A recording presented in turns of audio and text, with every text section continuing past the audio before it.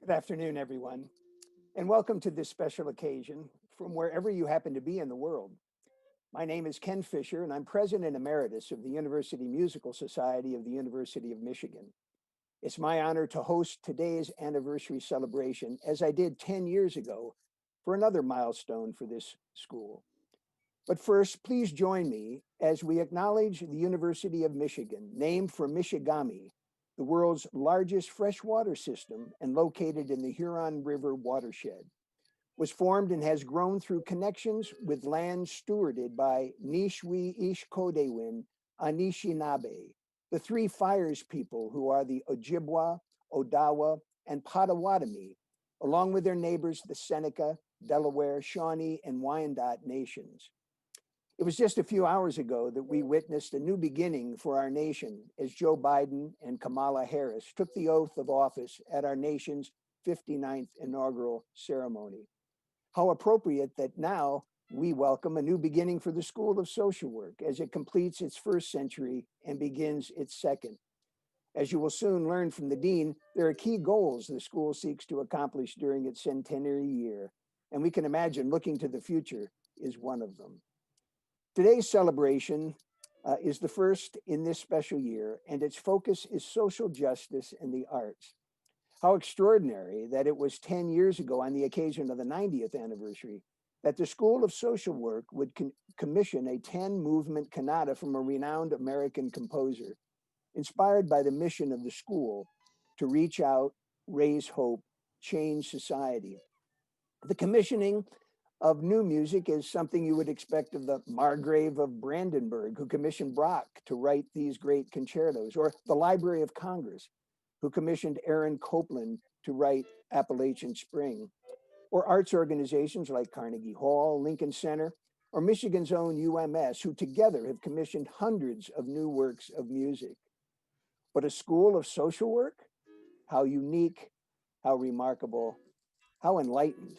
So here we are, 10 years later, when the cry for social justice can be heard everywhere throughout our land, that the School of Social Work, the nation's #1 ranked School of Social Work, seeks to lift up and explore once again the music and the words of reach out, raise hope, change society as the centerpiece of its inaugural centenary event. Bravo. We in the performing arts know the power of music, dance, theater, film, and indeed poetry, as we just experienced from Amanda Gorman, the nation's first youth poet laureate. We know the power of the arts to inspire, challenge, motivate, heal, and to profoundly move people. That our brothers and sisters in social work understand and appreciate this as well, and have embraced the arts as a vehicle for social change is in itself a cause for celebration. It is now my pleasure to introduce the Dean of the School of Social Work, Lynn Videka.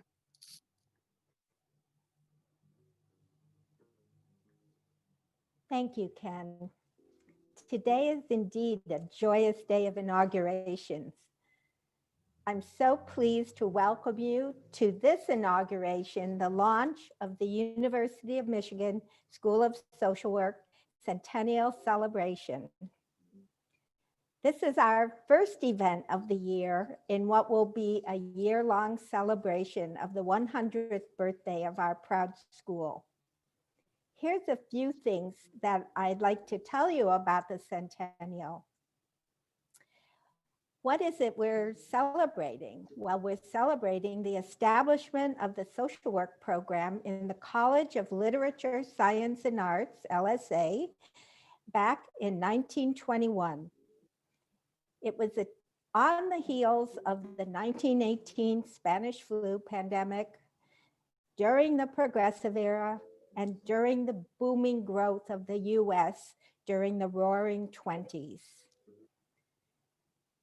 We've had a Centennial Planning Committee who identified 3 themes for the school centennial.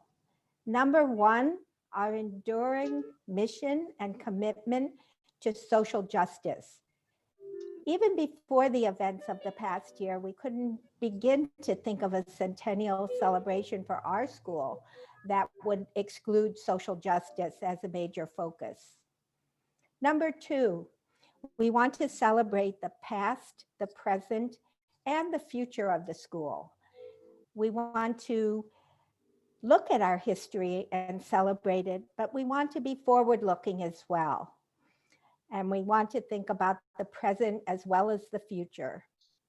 And that led to our third theme, which is one of the directions we see the school moving toward in the future, and that is joining social justice, social work, and the arts.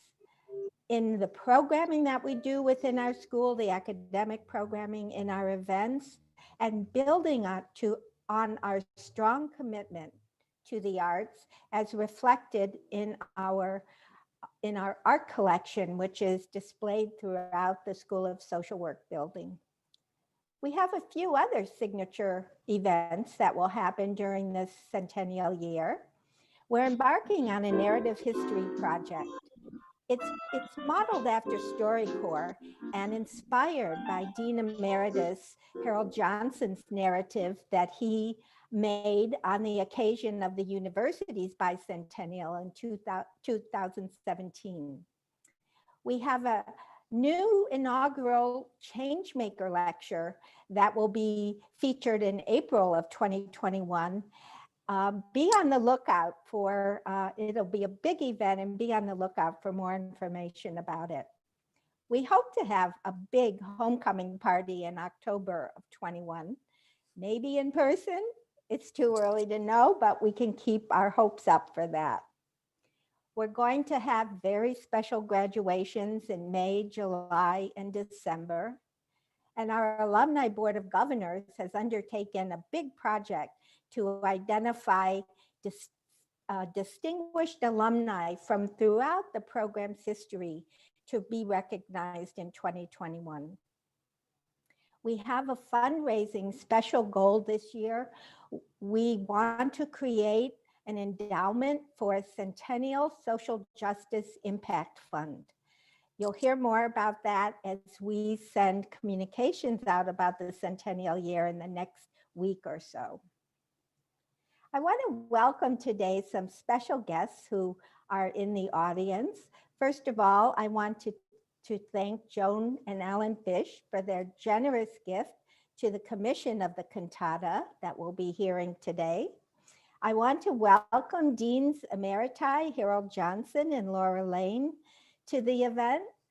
And I want to recognize a handful of distinguished alumni who are here at the event today. Michael Sheridan, Ann Unger, Judy Levick, Rachel Hawkins, and Miriam Connolly, the current chair of our Alumni Board of Governors. These and other alumni devote so much time and effort and are so charitable in their giving to the school. I want to thank all of our loyal donors and alumni for your continued support of the school. It's now my honor to introduce Bruce Adolphe, the composer of Reach Out, Raise Hope, Change Society, and Jeff Janeczko, curator of the Milken Archive of Jewish Music, who will introduce the cantata. Thanks very much and enjoy the program.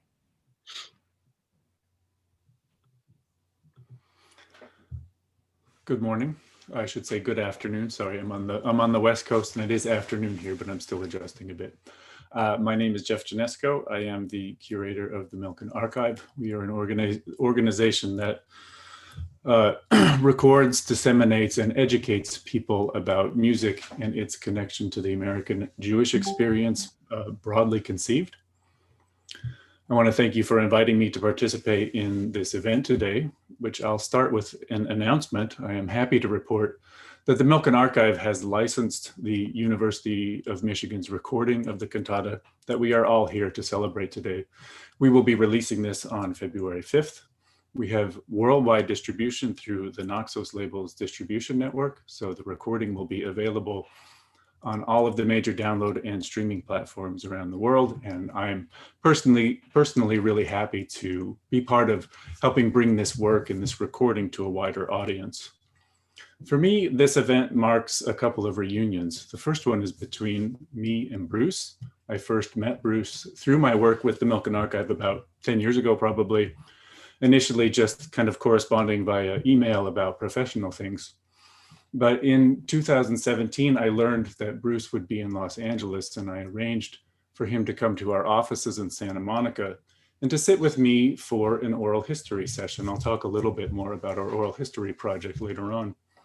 This was the first time that we met in person, and I sat in that session. I listened to Bruce share interesting anecdotes from what I think is a pretty fascinating life, and just his incredibly thoughtful and insightful views, on things musical and non-musical. We sat and talked for about 3 hours and then went out for dinner with some colleagues, and the conversation continued. I really consider that oral history one of the highlights of my career because I hold Bruce in such high regard, and I'm really happy that this recording has given me an opportunity to work with him again. So that's one reunion. And the second is that the Milken Archive actually has a relationship with the University of Michigan, stretching back more than 20 years to when we recorded several operas with the great conductor Kenneth Kiesler and students from the School of Music's opera theater program. Now, I did not work for the Milken Archive at that time, but I am thrilled that our licensing and involvement in this recording has in a way rekindled this relationship, but also that it's expanded it to include the School of Social Work. And I just want to echo Ken's accolades on this, the School of Social Work for just having the vision and creativity to celebrate an anniversary by commissioning a piece of music. So I'll have some specific thoughts to share about the cantata during the panel afterwards. Right now, I'll turn it over to Bruce to say a few words about Reach Out, Raise Hope, Change Society. Thank you, Jeff. And I also want to thank the School of Social Work, of course. And since I know you're there, a special thanks to Joan and Allan Fisch for helping with the commission of the work. This piece is for chorus and woodwind quintet, which is flute, oboe, clarinet, French horn, and bassoon, and 3 percussionists who are playing marimba, vibraphone, congas, suspended cymbals, and timpani. So there's quite a bit of sound going on. And it was a great experience working with Jerry Blackstone from the university music school. And in fact, all the musicians were from the School of Music. And of course, it was the chamber choir. So the entire performance took place at Stamps Auditorium. And that's where this recording is from. Now, I'll give you an overview of what you're about to hear, but I also want to mention what you're going to see, because there is no video of the actual performance. So instead, you'll be watching the text go by. You'll hear the music, but the text will float by as if coordinated, almost choreographed to the music, which makes it easier to read and gives you something to look at. The 10 movements each have a text that deals very specifically with issues of human rights, civil rights, and social justice. And I was very pleased and excited to get that commission from the school to address these topics, which is something I do in my music quite a lot. And this actually is a rare example of my using text, because many of my pieces that address issues of human rights or social justice are pure instrumental music. So here I had also the problem of looking for texts. And first, I thought I was going to use perhaps Martin Luther King, but we had a meeting at the school and decided to try to look for not the most obvious speeches, not the most obvious texts that everyone knows, just to make it a little more intriguing about who is that person, what is that person saying? And for me, the first person I thought of was Joachim Prinz, who was related to my, he's no longer alive, was a relative on my wife's side of the family. Joachim Prinz was a rabbi in Berlin during the Nazi period who was very outspoken and got himself into a lot of trouble. came to the United States when he had to, and became a friend of Martin Luther King's, and was a very important speaker in his own right on civil rights, and was a primary figure in comparing the situation of Jews in Nazi Germany to African Americans in America. And in fact, he and Martin Luther King Jr. became extremely close. And if you Google Joachim Prinz, P-R-I-N-Z, you will find many pictures of Prince and King together. In fact, they even shared a jail cell. So I started with a quote of Prince, which he said at the March on Washington. In fact, he said it in a speech he gave right before King gave the I Have a Dream speech. And the quote, this is the only time I'm going to actually read the text because you'll have plenty of time to follow it. This is very short. The most urgent, the most disgraceful, the most shameful, and the most tragic problem is silence. And it's a famous quote, and many people have said something like it, but that comes from the 1963 speech of Joachim Prinz. Then I was reading a lot about civil rights people in America who also wrote, who were essayists and poets, and I became very absorbed in the writings of June Jordan.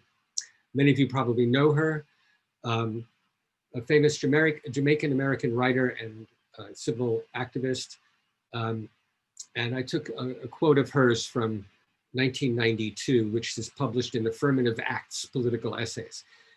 Then I asked a lot of people to help me with this, and my friend Christopher Rothko, who is the son of the painter Mark Rothko, among other things, Christopher runs the Rothko Chapel in Houston. And he sent me a book when I asked him if he had any ideas for texts. He sent me a book about the history of the Rothko Chapel, and in it is a speech by Dominique de Menil from the famous de Menil family. And I took a quote of hers, which is very powerful. And the part of it that really got to me was when she said, a realistic attitude might be to consider love as an imperative need. And amazingly, we heard something like that today from President Biden, almost the same idea. Then the next thing I turned to was reading as many Native American speeches and essays as I can find. And I ended up with a very, very famous one, taking one line from Chief Joseph from a speech he gave in 1879. Then after that, there's an interlude, and the interlude is just the wind quintet. It's very brief, and it uses the music that you will have heard from the very first movement, which is called Reach Out, Raise Hope, and Change Society. Now, I kind of skipped that movement because it's also the title of the piece, and it comes back at the end, and it's the slogan of the school. And you will hear that first. Reach Out, Raise Hope, Change Society is the first movement, and the only text is that, just the title. And I tried to give it a sense of urgency, which is mostly done in the rhythm.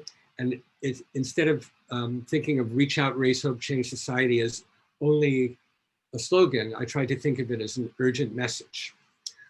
Now getting back to the interlude deals with that musically. And when that's over, we go to an Indian proverb. If you live by a river, make friends with the crocodile. Slightly humorous, but we know exactly what that means on many levels. And then the next one is a Chinese proverb. Tell me and I may forget, show me and I may remember, involve me and I will understand. Now the ninth text is quite more substantial, and it was written by Carolivia Heron, an African-American writer, quite well known in certain circles. She taught at Harvard for a while. She teaches a thing called Epic Center in Washington, DC, where she takes high school students from all over Washington who are failing their classes and turns them into scholars by changing the way they think, focusing on epic writing, looking at human rights and civil rights and poetry, and turns them into scholars who get into great universities. She's an amazing person. And I wrote an opera with her about Marian Anderson. So when I was working on this, I just called Carolivia and said, do you have a text I could use for this? And she adapted something from a novel of hers called Asenath and Our Song of Songs. So that's a very powerful text. And I have to add, it's called We Are Free. And I thought when I started setting it that it was about African Americans in America. So in the middle of it, I called her and we started to discuss the text. And she said, no, it's about Jews in Egypt. I had no idea. And Cara Livia is Black and Jewish.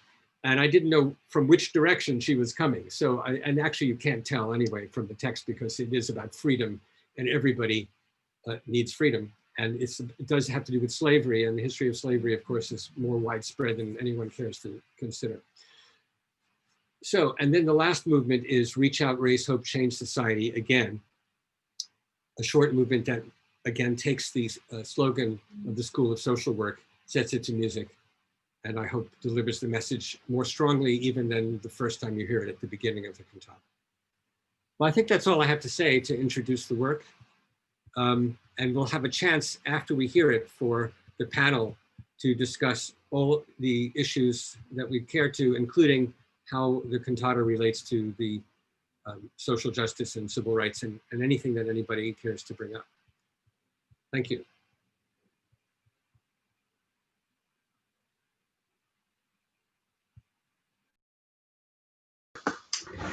Okay, so at this time, I'm going to be directing all of you to the School of Social Work webpage. It's there that we are actually going to be watching the cantata. So to do that, I'm going to ask that you open another tab on your computer. Keep the Zoom webinar open because we're going to return here for the Q&A. So open another tab in your computer and type in ssw.umich.edu. You're also going to find a link in the chat if that's easier for you to do. Once you get there, all you have to do is press play. Once the cantata is completed, we're going to come back to the Zoom webinar to have our panel discussion and Q&A.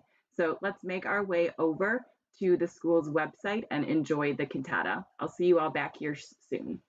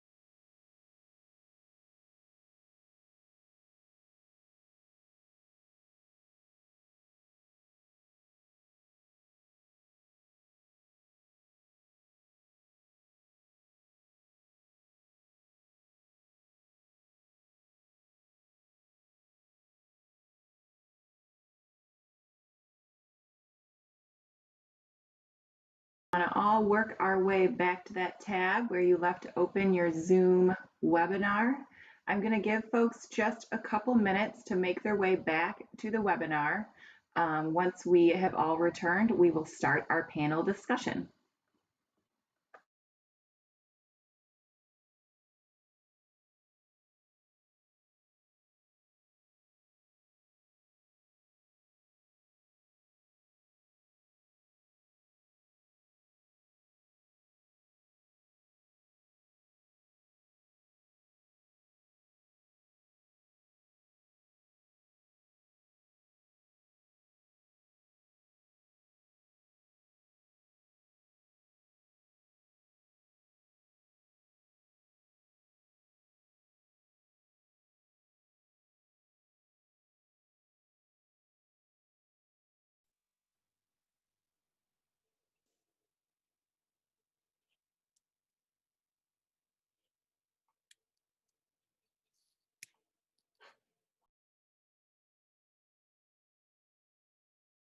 Congratulations, Bruce.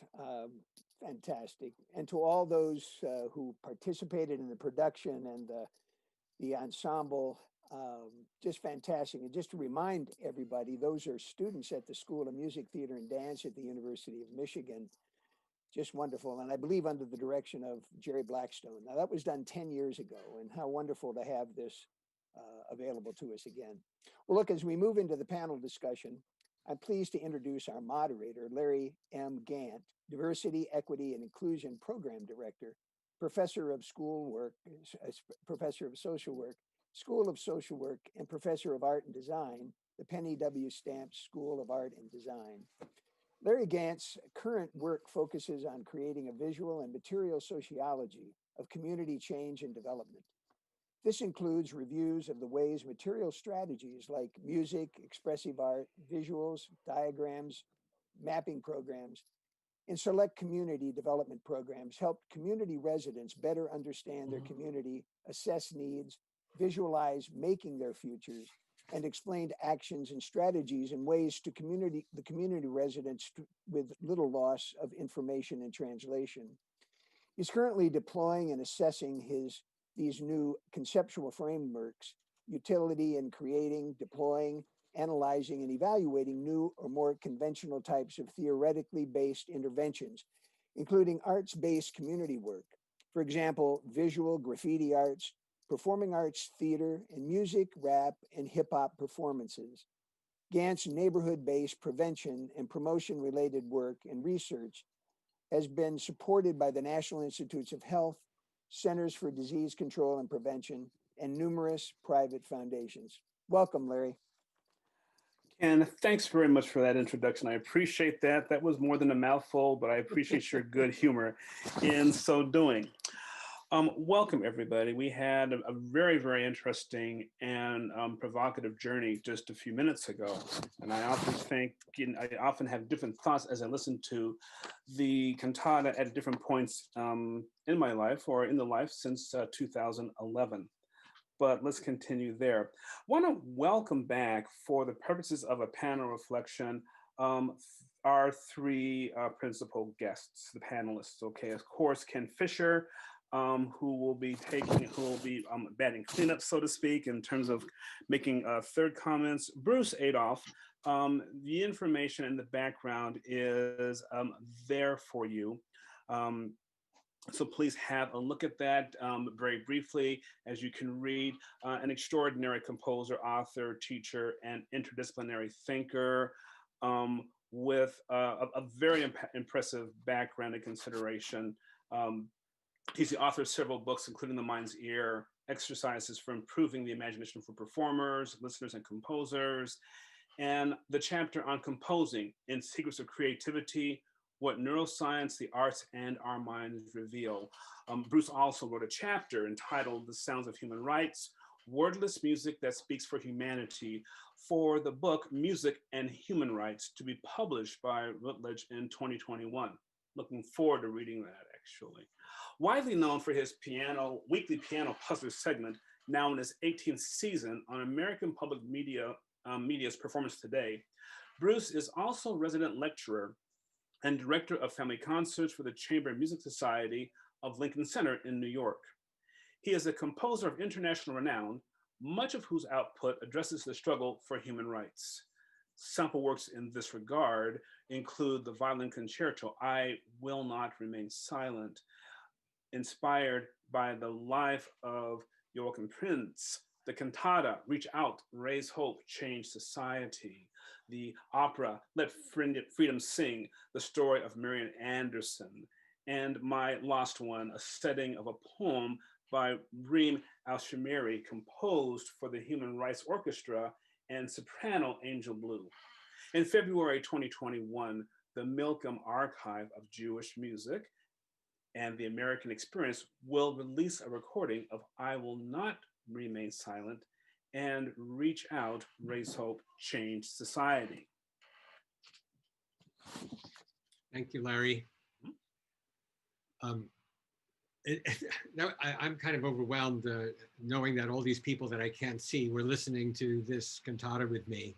And it is very moving to hear the performance by the students, captured really well sonically and recorded beautifully 10 years later. And I hope some of them are here listening to this, but I intend to track them all down and let them know that it's being released so that they can have the recording from the Milken Archives and play it for their family and friends. Thank you, Larry. That's great. That's great. And we also have Jeff Janeczko, who is from the Milken Archive, and he introduced himself a little earlier in the presentation. He's the curator and chief operating officer of the Milken Archive of Jewish Music, and also a visiting researcher with the Lowell Milken Center for Music of American Jewish Experience at UCLA. He holds a PhD in ethnomusicology from UCLA, where he's taught courses on Jewish music and ethnomusicology. His UCLA dissertation explored Jewish music and identity in the Radical Jewish Culture recording series on the Tzedek label. And he has recently completed an essay titled Curating the Virtual Museum, Public-Facing Ethnomusicology and the Curationist Moment, which will be published by Oxford University Press in May. Okay. And so, Jeff, please, as you're able to, provide some comments, some panel reflections on what we've just experienced. Sure. Thank you for the introduction, Larry. I'm really fascinated just listening to your biography. And now, as soon as we're done, I'm going to go look up all of your research and see what I can learn more about you, because it seems like just a fascinating area. So I think my first response is it's personal. It's as a listener, just as someone who appreciates music. And I should maybe start with a couple of admissions. One is that I'm not a choral guy. Lots of people love choral music. I attribute the fact that I'm not a choral guy to a couple of things. One is that I've never really been able to sing, so I've never had much of an experience singing in a choir. And I also have a very bad listening habit, which is that I tend to ignore words. I have to really make a conscious effort to pay attention to them or to seek out a libretto or something. So I do not dislike choral music. It's just a genre that I typically have to try a little harder to appreciate. This piece has been a different experience for me in that regard. I found it to be very accessible, which I do not mean as a euphemism for simple here. I think the music is actually quite complex. But really from the moment I first heard it, which Bruce shared it with me maybe 4 or 5 years ago initially, and it really just drew me in right away. And I wanted to hear how it would unfold.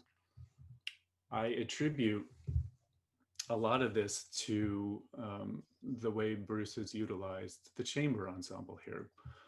I really find myself keying into the percussion, or initially really keyed into percussion, but as I've listened to it more and more, I'm noticing the wind instruments a lot more. So as I continue to absorb the piece, I wonder a little bit about Bruce's intentions, and I'll just maybe share a few of those questions or thoughts that have come to my mind. I have wondered if some of the more energetic and kind of powerful percussion parts are maybe meant to invoke the feeling of a rally or of a protest. And at the same time, I have found, in particular, the marimba has this kind of opposite effect. The marimba really, it grabbed my attention in a very calming way and just kind of draws me back into the aesthetic experience. And then lately I've been hearing, this may sound kind of corny, but I have been hearing in the wind instruments a kind of clarion call, a kind of signal that change is in the air, maybe. And then finally, I have been wondering about the use of asymmetrical rhythms and meters, and wondering, is that meant to sort of be unsettling? Is that meant to keep me off balance, as if to say, you know, don't get too comfortable yet because the struggle continues? So those are kind of my personal, reflections from a personal perspective. I have, the other perspective would be curatorial, and I can share that now, or we could let Bruce respond to that, however you would like to proceed. Would you? Well, I can respond a little bit. Perfect. If you like. Jeff, you're a fantastic listener. I know it's not the first time you've heard this piece. I have to say that when I write anything, whether there are words or not, I try to find rhythms that have a visceral relationship to what I'm trying to get across. In other words, I try to avoid received rhythms, known rhythms, simple patterns. You can't help but use some of them, because inventing brand new rhythms is practically impossible, though not impossible. But what I mean is I feel the emotion of the text, in this case, try to find a visceral, somewhere between dance but physical sensation in it. So like you're right about the instability of those rhythms. Now the 1511 is really, if I can get music, I'll use Indian rhythm technology, terminology for a moment. I mean, takadimi, takadimi, takadimi, takadimi, it's like that. It's 1, 2, 3, 4, 1, 2, 3, 4, 1, 2, 3, 4, 1, 2, 3, 1. They have multiple, it's multivalent. It is unsettling in a way, but it also is joyous. You know, it can be anything, because it spins. You know, some rhythms sit and some rhythms spin. So the 15 has a feeling of 3, da da da da da da da da da da, and then a spin, ba da da bum. So da da da da da da da da da da ba da da bum, and how you use that harmonically and in terms of contrapuntally can make you feel very unsettled or very excited or even very happy. And all of those things, the possibilities of a multivalent rhythmic blanket, so to speak, or a template, make it possible to say all kinds of things. The sense of the drama that you described of protest is definitely in many of these things. And the one that I thought of first when you said that is "We Have Become the People," the June Jordan text. Now I have to point out that some of these texts, actually all of these texts, are not poetry and they're not lyrics. They're not meant to be set to music. And so they have no musical rhythm. They have their own rhythm. They have the rhythm of speech, and they have the rhythm attached to meaning. But I needed to find a rhythmic and lyrical way of looking at these things as if they were poetry. But in some ways, actually, it's more interesting to a composer sometimes, and in this case, very much so, to set a text that is not rhyming, that is not rhythmical, that is just a statement. So think about the June Jordan, setting to music words like, "Without us, there is no legitimate majority." Now, it doesn't sound like a song, it's a speech. We are the mainstream, we have become the people. There is a rhythm starting to gather here. We are the mainstream, we are the people, because there's a rhetorical rhythm. But also, I remember thinking, it's not so comfortable to set the phrase special interest groups. That doesn't make you want to sing. You know, so what I had to do was find a kind of texture that allowed it to feel like a speech. And I broke up June Jordan's speech into several little categories, and it switches from very dramatic and sounding like a protest and almost like yelling, to suddenly having a rhythm and a pulse when it says, "We have become the people." And we let that repeat and become a chant. So I found a whole world in those few lines of text, which are very powerful. And of course, she was a poet. So even when she wrote prose, she sounds like a poet, and it was very powerful. I mean, all of these texts have the possibility of poetry lurking underneath the surface. And that's part of how I selected them, because they all are poetic in that they're perfectly chosen words.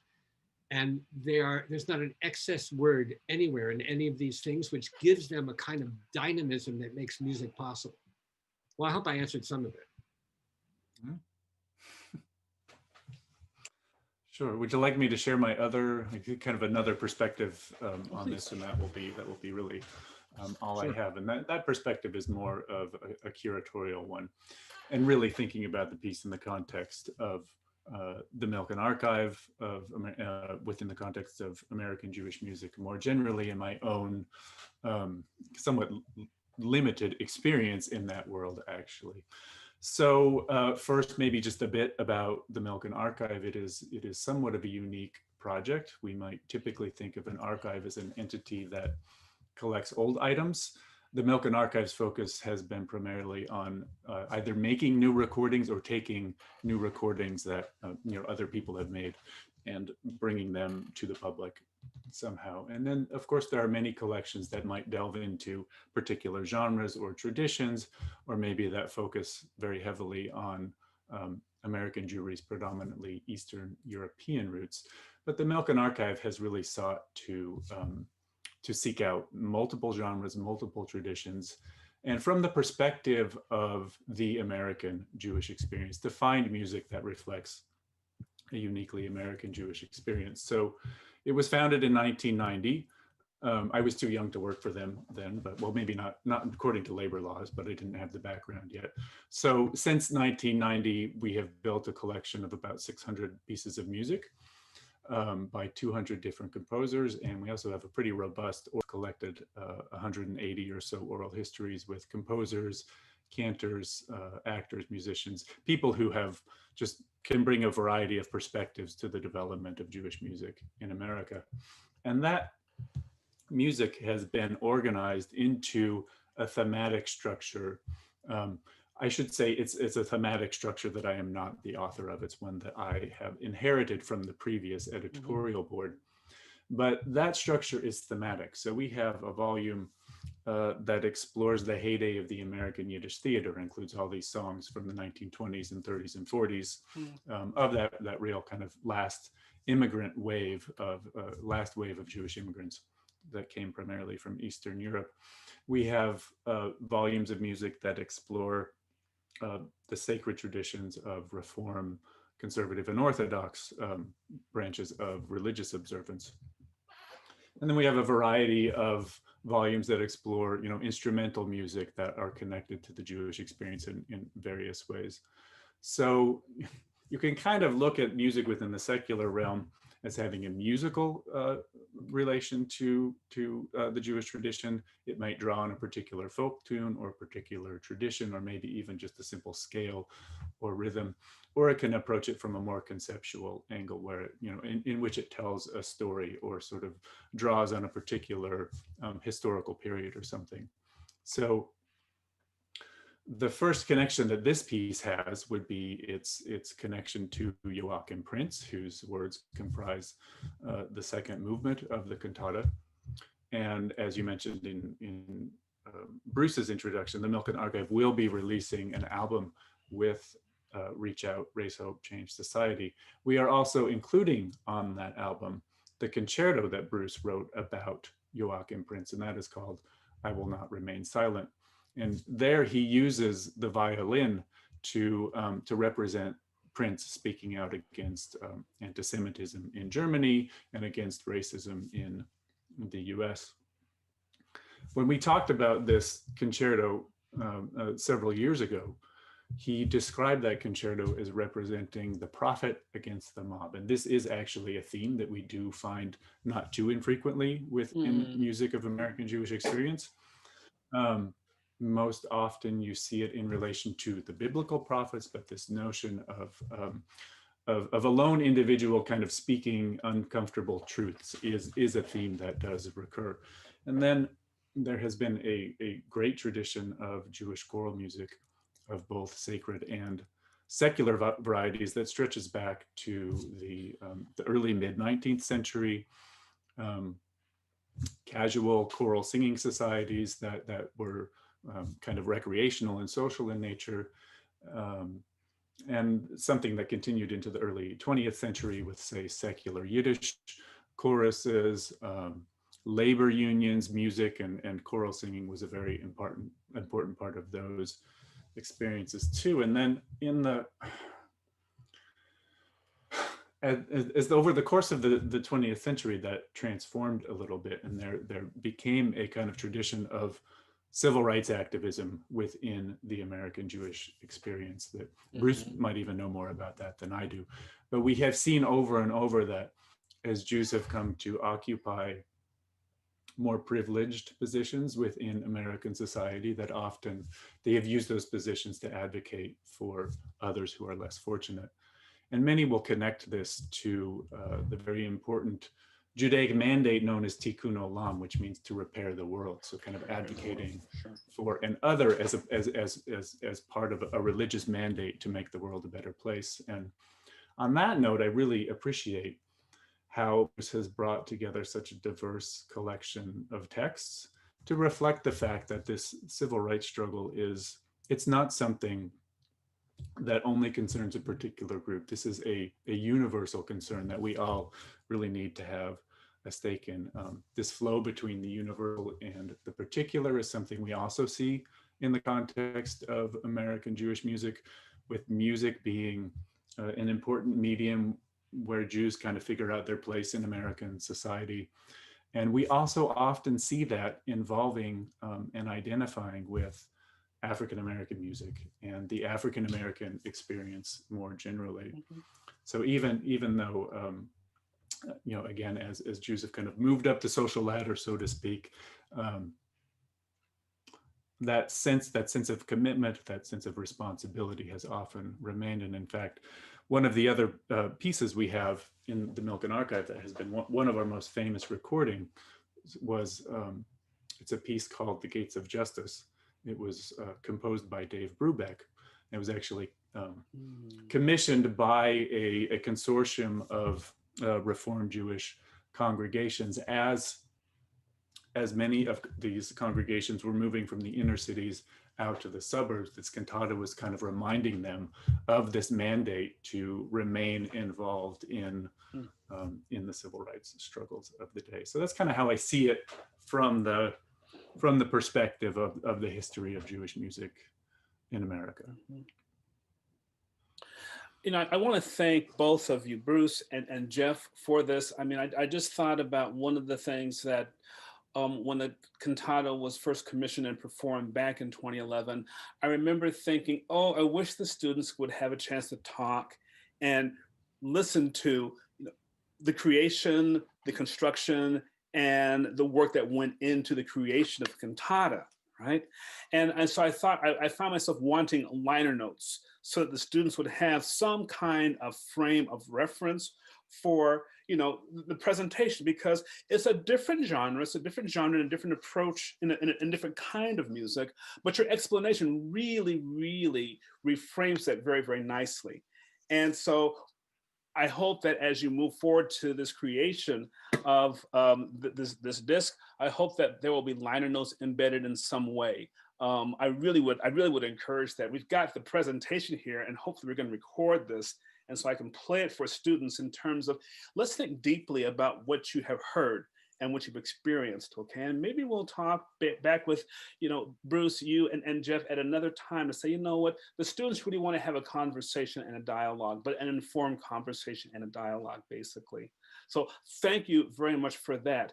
I want to turn to get Ken's comments and Ken's feedback and perspective in this kind of short time that we have for some reflection, and then we'll turn the last part of the event for today to some of the questions and answers that people have been submitting to us, okay?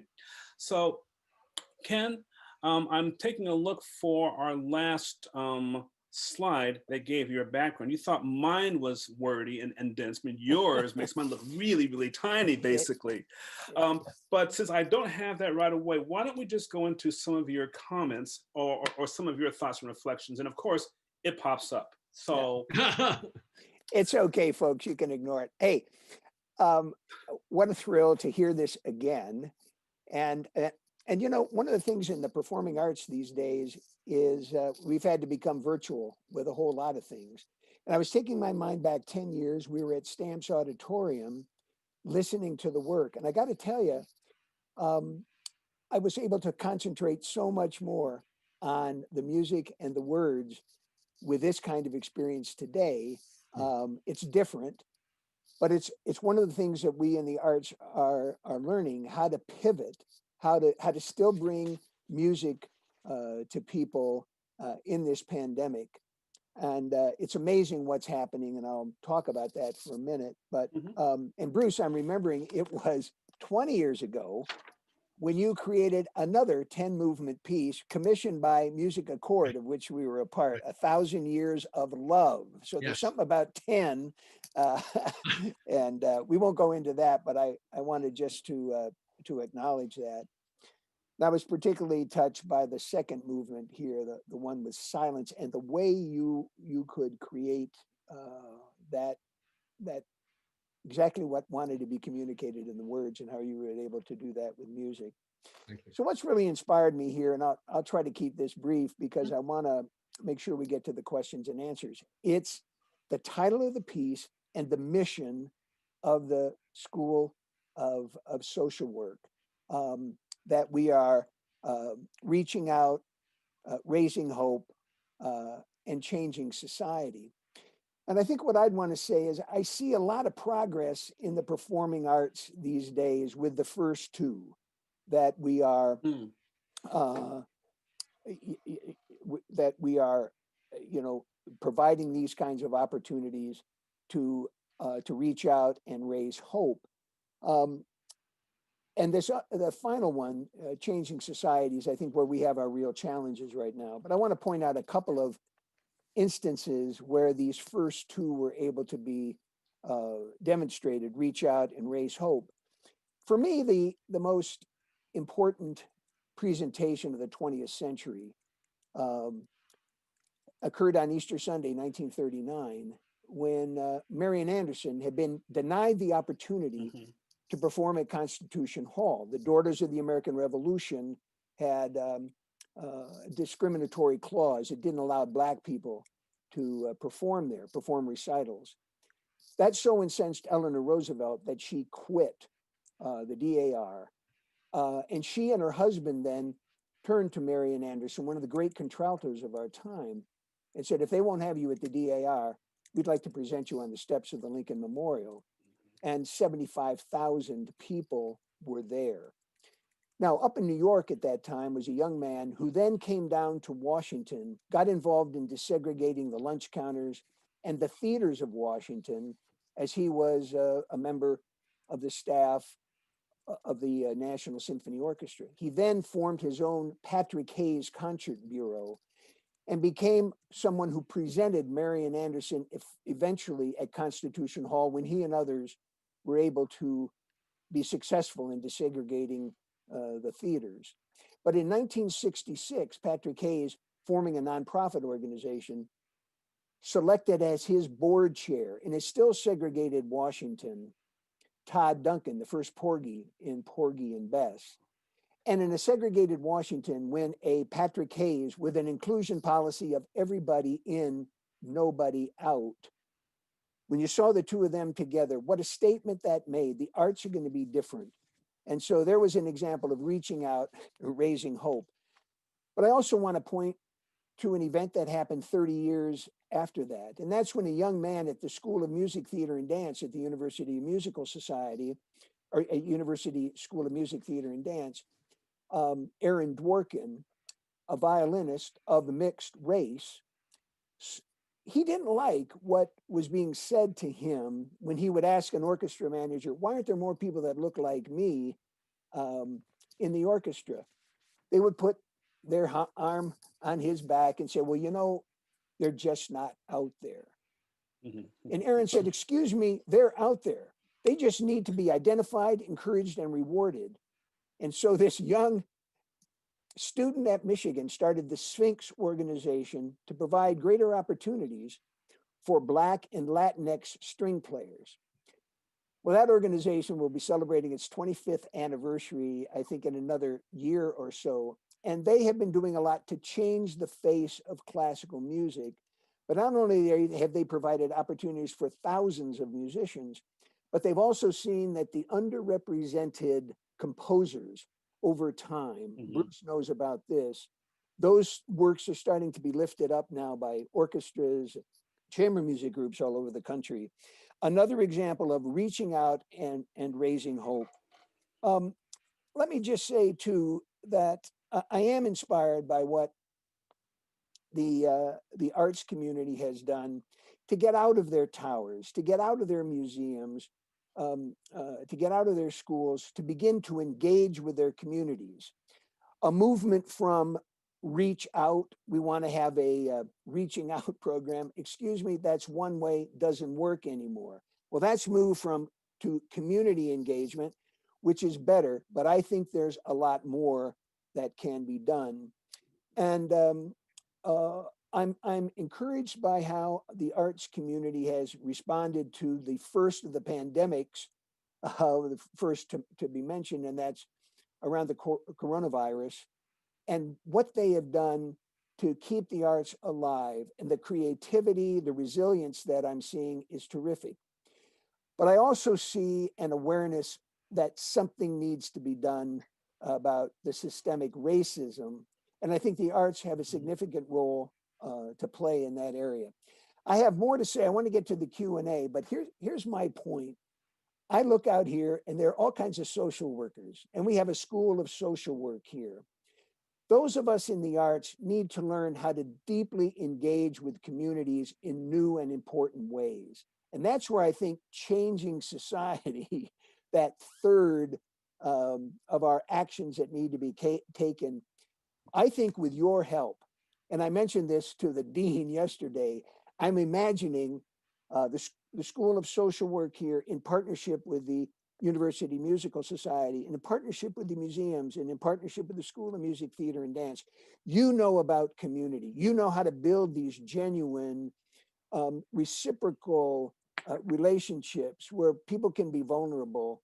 And I would just hope that one of the outcomes of this might be we've already seen the marriage in your enlightening of having a cantata commissioned 10 years ago. So we know where you stand. And I would just think the opportunity to hit that third of your objectives, reach out, raise hope. I see that happening more and more in the arts. We all need to be working together, however, in changing society. This is a perfect segue to the first of a set of Q&A portions. This is the Q&A portion of the event, and so we're going to move right in that. And actually, there's really one good follow-up question I think that Ken, you, Bruce, and Jeff can actually weigh in on. And it's a really germane question. And like I said, the setup was remarkable. Thank you in advance. But here's a question that we received just shortly. Has the meaning of the cantata changed for you in this era of COVID, the nationwide and the worldwide Black Lives Matter movement, and the undemocratic words and actions of a former US president? No, I got to jump on that. Well, yes. I mean, that we keep talking about this being written 10 years ago, and it is amazing how things change their meaning because of the world you live in. I mean, I want to say, there's a little story that I have to tell, which is, we keep mentioning the other piece that will be on the recording with this, I Will Not Remain Silent. Well, when that piece was performed in Los Angeles, the violin concerto, it was performed on the weekend of the inauguration of that other president 4 years ago. Oh. It was performed on the day, it was performed twice, on the day of the Women's March. And the audience were full of people who came from that march right into the theater looking, like they were still in a protest. And they sat down, and the conductor of the orchestra, Jeff Janeczko, decided, without telling anybody, including the orchestra, that before he was going to conduct the piece, he read a huge section of the Constitution to the audience. Wow. And he got a standing ovation for deciding to do that. He selected it very carefully. And then they performed I Will Not Remain Silent. And then here we are at the inauguration day of Biden. I have to say that these two pieces, somehow or other, have landed on the scare. And people kept, I guess people who are not in the arts they seem to imagine that it was possible for I can't even say his name, for T to get elected and for an orchestra to arrange for a violin concerto to be performed immediately on the day of the inauguration. That had been planned for years, for 3 years. It had nothing to do with any inauguration or any president, but it happened to coincidentally fall on that day. So a lot of press from around the world contacted me and asked me if this piece was written as a protest and I said, it was written 5 years before, but it feels like it. And the whole meaning of the piece changed from being a memory and a tribute to Joachim Prince, who was a family member and a great speaker who suddenly became famous again because Barack Obama mentioned Prince in his speech from Israel that year. And of course, I wasn't surprised that President Obama knew who he was because he knows history, he knows everything. So of course, he mentions Joachim Prince, knows the whole context. That's one of the things that I was thinking of when I wrote it, not what actually happened. So it feels so good to have the other side of this happen today. And yes, I hear everything completely differently every time. Really? Yeah. Wow. Jeff, Ken, any further comments with that? Follow-ups? Well, I've been thinking about that a little bit too, Bruce. It strikes me when I mentioned the oral history that we did the first time we met in person. I think it was 2 days before number 45 was was inaugurated, and it does seem kind of poetic that we are gathering here today to witness this change in history. I don't has the meaning of the piece changed? I mean, I agree with Bruce that our surroundings certainly make us think about things differently. I mean, just listening to the piece again now, the June Jordan piece, really just kind of hit home with me. And I started reading a book a few weeks ago. It's called Cast. It's by, now the author's name is escaping me, but it's a book about social hierarchy in the US and how, how this is all rooted in the legacy of slavery and of racism, and how all of the, former laws that used to actually enforce this system are now kind of operating in the background. And I just kept thinking about that line that there is, what was the line? There is no legitimate majority without us. Without us, there is no legitimate majority. So that really kind of resonated with me today, having been, I get in bed every night and I read a couple of chapters of that. Isabel Wilkerson is the name of the author. Yes. Yeah, I think the title is Cast, The Origins of Our Discontents. Yeah. Right. I guess I would just add that having the opportunity to hear it again and to study the words a little more carefully from where I sit as a person involved in the arts, the Chinese proverb, tell me and I may forget, show me and I may remember, involve me and I will understand. Now that's Larry, that's the challenge I'm throwing out to you in social work, that I think we in the arts have done a pretty good job. We have the kids come to our theaters. We'll bring some musicians downtown to be with them at their school. But unless we're involving them, I'm not sure we have the opportunity to really change things. So, and again, I'm tossing this out because when I think of those of you in social work, I think of those of you who have really been in communities in authentic ways where I think we can learn. I mean, we've tried. I'm proud of things that UMS has been doing and that my colleagues have been doing around the country. But you know, this is a trajectory. I mean, I saw these three actions on a continuum, and of course the big challenge, change society.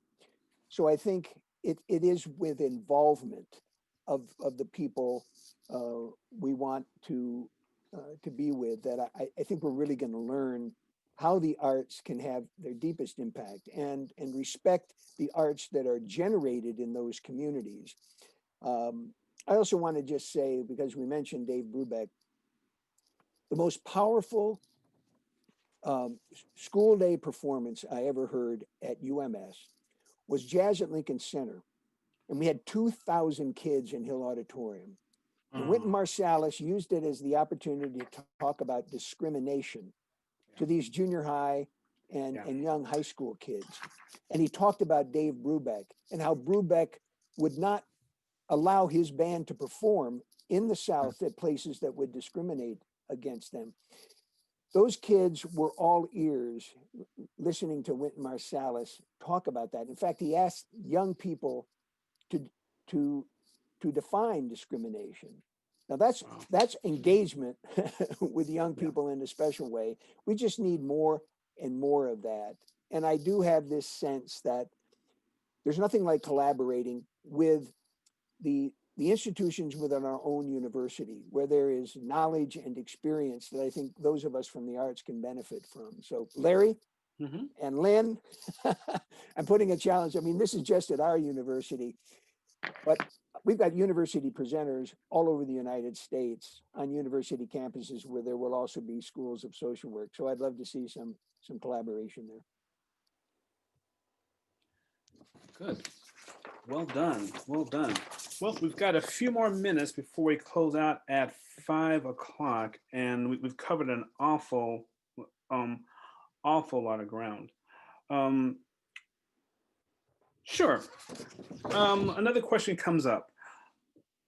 We've talked about it a little bit, you know, in terms of some examples of presenters, of artists, you know, coming in and doing education for students at universities, at colleges, at high schools.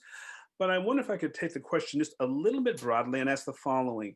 From your perspectives, what are effective ways you find to initiate social changes via art? Are there specific models we could follow? And I'll tell you, one of the big problems that we have in social work when we do art-based or art-influenced interventions is how to evaluate and communicate the outcomes. So actually, if you could help us do some thinking about how we evaluate the outcomes and the impact of art-related kinds of interventions and programs, that I think would be extraordinarily useful. That's one of our big gaps in social work. How do you evaluate the impact of those kinds of music and art-based programs, interventions? So any thoughts you have on that? Well, I want to mention a program we have in New York that is extremely successful.